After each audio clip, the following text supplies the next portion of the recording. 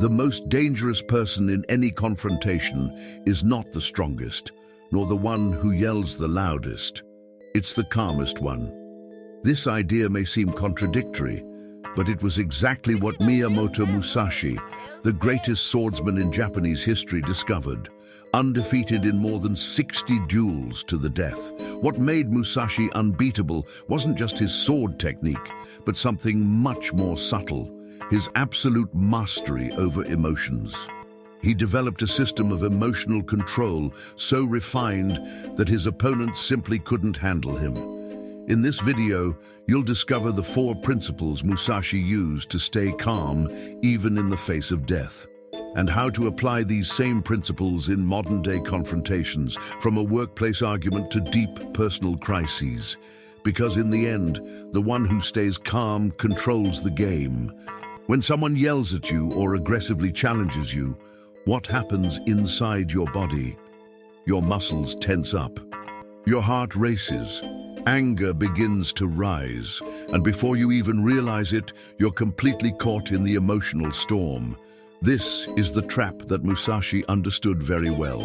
He knew that when you allow yourself to be consumed by the emotions of the moment, you lose control of the situation, and more importantly, you lose control of yourself. Musashi's first principle for winning any confrontation has nothing to do with strength or skill. It's about something deeper: emotional distance. Emotional distance is the ability to separate yourself from what you're feeling, to observe your internal reactions without being carried away by them. Musashi described this as observing a confrontation from above, like a cloud passing through the sky. He didn't become the anger or the fear. He simply saw those emotions arise and let them pass. And it's this simple act of not identifying with the emotion that changes everything. It sounds simple, but most of us fall into the trap of becoming the emotion itself. When someone insults you, what do you say? "I'm angry." Or rather, "I am the anger." You let yourself be consumed by it, and that ends up guiding your words, your actions, your decisions. Musashi, on the other hand, adopted a completely different stance. He acknowledged the anger, but did not allow himself to be dominated by it. He would simply say, "I am feeling anger right now." This small difference creates a space between you and the emotion, giving you the chance to respond rationally, not reactively. And how can you start applying this today? When you feel strong emotions during any kind of confrontation, even a simple conversation, do a mental exercise. Just pause for a moment and say to yourself, "I notice that I am feeling anger," or "I am feeling frustration." This simple act of labeling your emotion creates a space between you and it. Over time, this space will grow, giving you more control. The secret is not to deny or suppress what you feel, but to not be controlled by it. When you distance yourself emotionally from the confrontation, the storm inside you begins to calm. And that's when you start to have true power over the situation. Most people enter a confrontation without knowing what to expect. They react impulsively, trying to protect themselves in the heat of the moment. Musashi did the opposite. He believed that to stay calm, you need to know what's coming before it happens. This is the second principle: anticipatory awareness. Musashi called this foreknowledge, the ability to perceive the opponent's movements even before they are executed. It's not about reading minds, but about recognizing patterns. Because no matter how complex we are, human beings react in predictable ways under pressure. Anger follows repeated paths. Fear limits options. Impatience reveals weaknesses. Before his duels, Musashi would study his opponents. He observed how they moved, how they reacted to stress, which attacks they preferred. He left nothing to chance. In his most famous duel against Sasaki Kojiro, Musashi knew that Kojiro was vain, impatient, and used an extremely long sword. So Musashi arrived late on purpose, increasing his opponent's irritation, and carved his own wooden sword on the way, slightly longer than Kojiro's. He won before the fight even started because he already knew what to expect. And how can you apply this in your life? Simple. Before entering a difficult conversation, pause for 30 seconds and ask yourself 3 questions. What is this person's likely emotional state? What do they really want from this interaction? What are the 3 most likely reactions they might have? Answering these questions prepares your brain for what's to come. It reduces the emotional surprise, which is usually what throws us off balance. When you anticipate, your body doesn't enter panic mode. Instead, it prepares with focus and clarity. This is something even FBI hostage negotiators do before any conversation. They analyze the person's emotional profile, review past behaviors, and map out possible directions the dialogue might take. With that, they stay calm, even in the most explosive situations, while everyone else is on the verge of collapse. To anticipate doesn't mean to control the other. It means knowing the territory before stepping into it. The more you understand people's emotional patterns, the less surprised you are, and the calmer you stay. And this calm, in a chaotic world, is one of the greatest forms of power. Musashi knew that breathing was the bridge between body and mind. He noticed that the moment his opponents felt fear or anger, the first thing that changed was their breathing pattern. It became rapid, shallow, and irregular. And this breathing disorder was the sign of mental imbalance. That's why the 3rd principle of his system is strategic breathing. During combat, Musashi didn't just control his movements, but every breath as well. He understood that whoever controls the breath controls the emotional state. This wasn't just a technical detail, it was a weapon. In his training, he practiced strikes while maintaining deep and rhythmic breathing. Because when the body breathes calmly, the mind remains clear, even in the midst of chaos. And this is not ancient philosophy. Modern science confirms it. When you breathe slowly and in a controlled manner, you activate the parasympathetic nervous system, the same system responsible for calming the body and restoring balance. Fast breathing, on the other hand, triggers the fight or flight mode, flooding the brain with stress hormones that cloud rational thinking. Musashi developed a simple but powerful technique. Before a decisive moment, he would take a single conscious breath.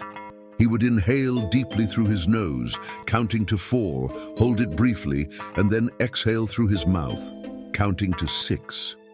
This simple cycle brought his body and mind into alignment, creating an instant of calm within the storm. You can use this exact technique today, in a tense meeting, during an argument with a loved one, or before delivering difficult news. Just one strategic breath. Inhale through your nose for 4 seconds, hold it, and exhale through your mouth for 6 seconds. Even a single cycle is enough to lower tension and clear your thoughts. Repeat it 2 or 3 times, and you will feel the effect ripple through your entire body. Breathing like this is like pressing an internal reset button. It's a reminder that no matter how agitated the world around you may be, you have the power to create peace within yourself. For Musashi, this calm was the foundation of victory. For us today, it is the foundation of a more lucid, centered, and powerful life. Imagine being in the middle of an intense confrontation, emotions running high, sharp words, tension in the air. Most people in this scenario react automatically. They want to win the argument, prove a point, hurt back. But Musashi did things differently. He didn't fight to win the ego, he fought with a clear purpose. And that is what makes the 4th principle so powerful: purposeful action. Musashi believed that acting without a defined objective was the same as fighting blindly. His opponents often entered duels consumed by anger, by the need to show strength, or by fear of losing. Musashi always had a specific focus. He knew exactly what he wanted with each movement, each decision. He wrote, "The warrior must not have the intention to strike first, but to remain centered in his greater objective." That clarity of purpose is what kept Musashi from being swept away by the emotional storm. And in modern confrontations, this is even more necessary. How many discussions have you had that started with a real reason but quickly got lost in accusations, past resentments, and accumulated pain? This happens when no one remembers why the conversation started in the first place. When purpose is lost, everything turns to chaos. The solution lies in a simple practice that comes directly from Musashi's philosophy. Before entering any conflict, whether a difficult conversation, a tense meeting, or even a delicate message, pause for a moment and ask yourself, what is my true objective here? Answer in a single sentence, something direct and clear that can serve as an emotional anchor. It could be, I want to resolve this misunderstanding without causing more harm, or I want to defend my point without disrespecting anyone, or even, I want to protect my peace during this confrontation. When emotions start to rise, mentally repeat that purpose. It keeps you grounded, prevents you from acting on impulse. Your words and actions begin to serve your purpose, not your wounded ego. Having a clear purpose doesn't mean being cold or indifferent. It means your emotions now serve something greater, rather than working against you. This focus transforms any confrontation into something that can build rather than only destroy. Musashi understood this deeply. He wasn't calm because he was insensitive. He was calm because he had clarity, and that clarity came from purpose. When you know what you're fighting for, you choose when to fight, and more importantly, you choose when not to. True power does not lie in winning confrontations, it lies in transcending them. Musashi discovered this centuries ago, that mastery in the art of combat wasn't about defeating the other, but about mastering oneself. His 4 principles, emotional distance, anticipatory awareness, strategic breathing, and purposeful action, are not just battle tactics. They are pathways to a more conscious, centered, and free life. At its core, what he taught goes beyond the sword, the conflict, or the victory. It is a life philosophy based on not clinging to fleeting emotions, seeing the world with clarity, and acting with intention. It's the same teaching found in Buddhism, in the idea of non-identification with the ego, and in Taoism, with the concept of wei, the effortless action that flows with the natural rhythm of life. Today, we live surrounded by confrontations. Social media, traffic, politics, relationships, everything seems to provoke an immediate reaction. But the truly powerful person in modern times is not the one who yells the loudest or hits the hardest. It's the one who remains serene while everyone else loses control. It's the one who wisely chooses where it is worth spending their energy, and where silence is the noblest response. When you begin to master these principles, you discover something curious. Many conflicts simply disappear because they only existed within you. And by transforming yourself, you change the nature of the world around you. Just like Musashi, you stop being someone who merely faces battles and become someone who transcends them. This is the path, not of brute strength, but of inner strength. If this message resonated with you, take a moment to breathe deeply and remember, true control does not come from force, but from awareness.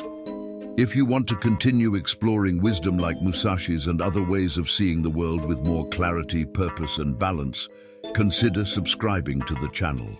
Here, the journey is always inward, and every step is a discovery.